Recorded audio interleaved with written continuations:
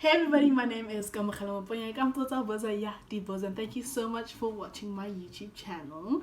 As you know, I am a second year financial accounting student, and in this video I'm going to give you reasons why I chose to be a chartered accountant. So let's get right into the video.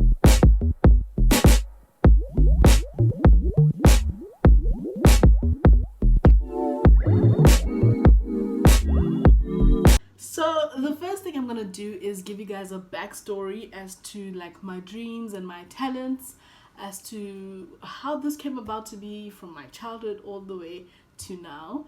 Growing up, I was always a very inquisitive child, always asking questions, asking why. 1 + 1 is 2, why? Like, I was that kind of child, and some will say it's annoying, but that's who I was. I was very inquisitive. I was very eager to learn and eager to just be more knowledgeable. And I was always interested, or let me say this, my parents always watched the news. Like, one thing in my family, the news will be there. Like 6 o'clock, 7 o'clock, 8 o'clock, whatever time it is, we always really had the news on. And the section I was always most interested in was always like financial indicators, you know, and they'll say Brent crude oil is running at 72 rand per barrel. I know it's very high, but like I was always wondering, what does that mean? What's happening? So I was like, okay, I'd ask questions. Mommy, what does this mean? Papa, what does this mean? Like, what are all these financial indicators and what do they mean? And that's where an interest in commercial space, in economics, in business all really started. Like, I was really interested in that section. So I have my notes here and I'm just going to read off what else. Another thing is that within my family, we're quite entrepreneurial. So I'd say family members, most of them are in the business and commercial space. So what I was exposed to as a kid was mainly business. Like, I remember going to business meetings with my mom. So after like 5, I stopped having a nanny, so my mom would go with me everywhere, and I remember just going to all her business meetings, and I'd have to sit in the corner, keep quiet, and listen to like people speaking about real business issues. So from there I was like really interested. I just knew, okay, this seems interesting, and I was just exposed to business and the commercial space overall. So that's where it started. Another thing I forgot to mention is that my family and just my parents in general would always try to cultivate an entrepreneurial spirit within me. So I shouldn't just think about being a consumer all the time. They'll be like, so what can you do to solve the problem? Okay, and the videos I'd watch, or the videos and whatever was around me, it was basically relating to entrepreneurship. So that was what they sparked in me as well. They're like, okay, Gamu, you see where the world is going. You can't be working for someone else and expect to be rich, right? You can't expect to be wealthy and create your own legacy by working for someone else. So you need to start thinking to be a CEO. You need to think like a business owner, like an entrepreneur. You need to create your own opportunities. So that was another factor that added to this, and that's like sparked an interest within the commercial space again. Like when I say entrepreneurship was what my parents really wanted and cultivated in me, I can't explain it enough. It's what I was surrounded by, and it's what they wanted. It sounds bad, but it's what they really instilled in me. It's to think like an entrepreneur, not just like an employee, you know? So let's fast forward. So I told you where the interest started, and now I'm going to fast forward to like high school and when it came to choosing my subjects. So when I changed schools, I went to my second school where they had already started with accounting, economics, and business. And those are the 3 kind of subjects I was looking forward to doing. But they had already started, which meant that I couldn't do all 3 of them because I'd be behind in all 3. And then I decided, okay, let me do 2 sciences, which was physics and chemistry. And then let me try out this accounting. If I don't do well, I'll just switch to bio, right? And I got there and they're like, oh yeah, we already started on chapter 11 or chapter 12 of accounting. Towards IGCSE, you have to catch up these 12 chapters. Now, bear in mind, I had never done accounting in my life.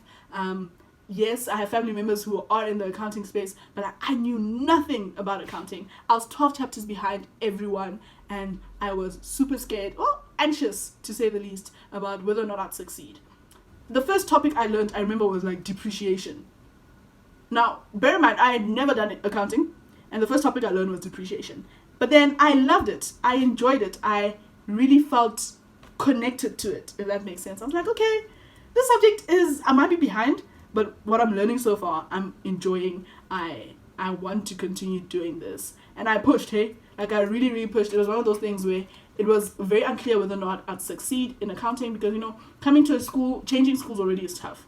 Now, picking up a subject where you're already behind and catching up is even tougher. So learning accounting and being behind in it meant that I had to prove that, oh no, I actually have to do this because I really did not want to do bio. Like, I did not want to do bio at all. So I forced myself to do well in accounting. And the first few months, like the first month was tough. But from there on, I got the hang of it. I really enjoyed accounting.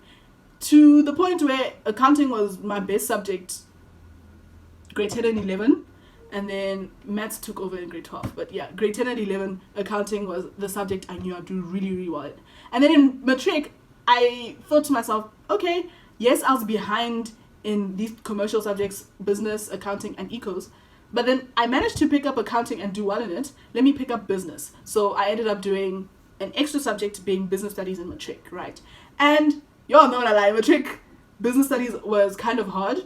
I didn't do well for the longest time. I only started doing well July. Like, we wrote prelims late July, early August, and that's only when I started doing well in business studies. And I thought, hey, let me just drop the subject. I picked up too much. I'm doing too much. There's no need for business. I don't need it to do accounting. But then I pushed. I really, really pushed, and I found myself enjoying business studies. And that's when I knew studying a commerce subject in university would be the best decision for me. So now I had to think about careers and which areas or which fields I'd prefer to work in. And because I enjoyed mainly three things, which was maths, accounting, business / commerce in general, and drama, those were the fields I really wanted to go into. Those were the only fields I ever saw myself going to.